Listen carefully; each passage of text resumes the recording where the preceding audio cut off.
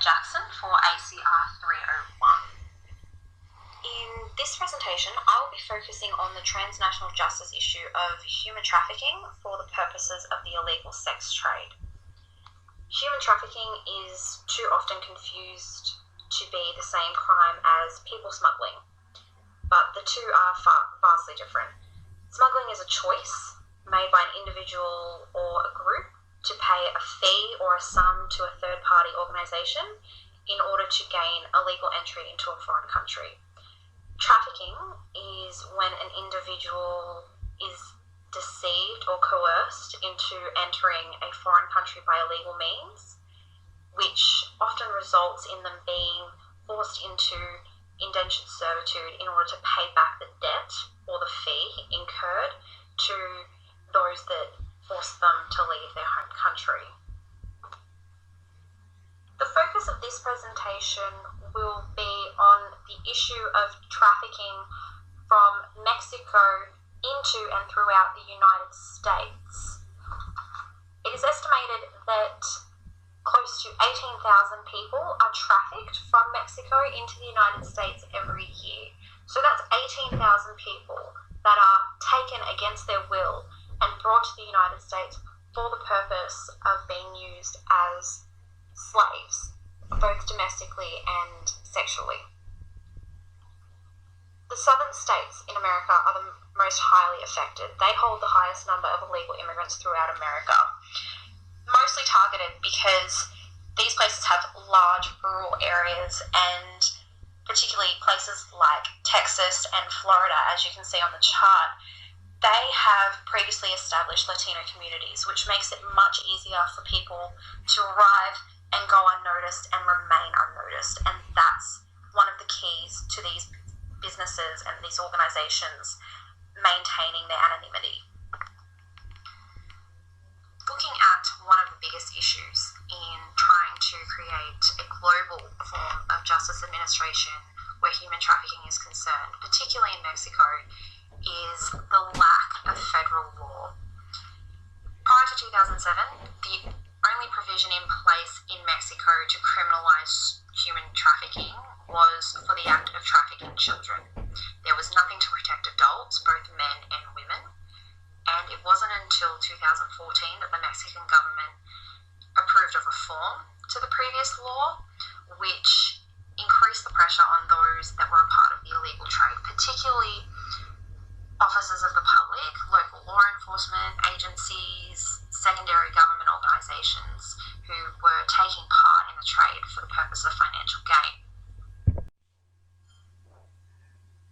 Two case examples that show just how far-reaching the crime of human trafficking really is are that of El Falco in Savannah, Georgia, and the brothel state in Tenancinco, Mexico. The case of El Falco consisted of one man who himself was an illegal immigrant living in the state of Georgia that had set up and managed an illegal trade ring that's sole purpose was to provide women for other male immigrants, both legal and undocumented. Women were coerced into believing the organisation was going to help them find legitimate work within the United States, and that once they had arrived, they would organise to pay off their debts as they worked. However, once they got to Georgia, the women were forced to work as prostitutes and domestic slaves. The women were subjected to verbal and physical abuse on a daily basis, as well as having their children and families back in Mexico threatened and sometimes held hostage in order to keep them compliant. The second case begins in what's referred to as the brothel state in Tenancinco, Mexico.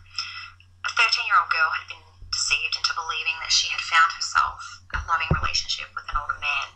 She was convinced to move in with him and his family, where they lived in the town of Tenancinco, which is a known hotspot for illegal sex traffickers. She agreed to sneak across the border into America, told that she was going to Arizona. She was in fact taken to Queens in New York City and forced into prostitution for the man's family business. Her sister was held hostage and threatened back in Mexico, and she was subjected to physical abuse as a means of keeping her compliant, and was forced into servitude servitude for a period of just over 3 years. The two biggest issues here are, although there was a provision in place since 2007 to protect the trafficking of children, it is actually estimated that over 16,000 children are forced into the sex trade between Mexico and the United States.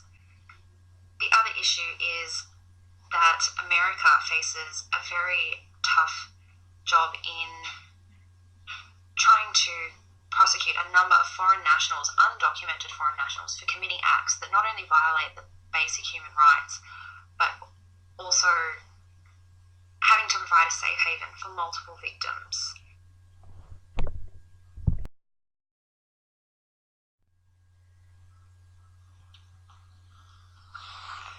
Trying to identify issues and concerns of the individual states, I have found that one of the biggest issues for Mexico's government is their inconsistency in ensuring laws are enforced. There is actually no solid anti-trafficking federal law in place, and there is a continuing refusal to commit to amending current laws to make them stronger. There's also been found to have a very low compliance level with the UN policy based on protecting the rights of immigrants. They also have a very low prosecution rate for trafficking offences. So while they may know what's happening, no one's being held accountable for it. There aren't any measures in place to ensure the safety of Mexican citizens. Reasons or explanations for human trafficking vary from country to country. Where it concerns Mexico, the most common identified are that of drug cartels and the sex trade. The issue here is that with the corruption in the Mexican government and the issues there, the lack of reported cases as trust in the government and local authorities isn't very high. And the sex trade in Mexico is one of their biggest economical values. It is estimated that the value of illegal trafficking in Mexico sits at close to $10 billion a year. And Mexico is known for having zones of tolerance for legal prostitution, which has made them a destination for the sex tourism industry. So all of these present quite a number of issues and concerns that will need to be looked at in future assignments. Where it concerns America, their biggest problem is trying to capture and prosecute undocumented immigrants committing these crimes. They're hard to trace, they're hard to track, they're hard to identify. The lack of reciprocity from Mexico to return known fugitives for prosecution is also another big issue. This includes when the offender is an American citizen. There have been cases where an American citizen has fled to Mexico. Mexico's government has known they were there, been informed, would not force the individual to return back to America. Looking forward, I'm hoping to research more into the issue of Mexico's failure to comply with the policies set out by the United Nations regarding acts of human trafficking, and also looking at the possibilities of creating a governing body whose sole job is to administer justice and hold accountable the states that do fail to comply with the policies already previously set.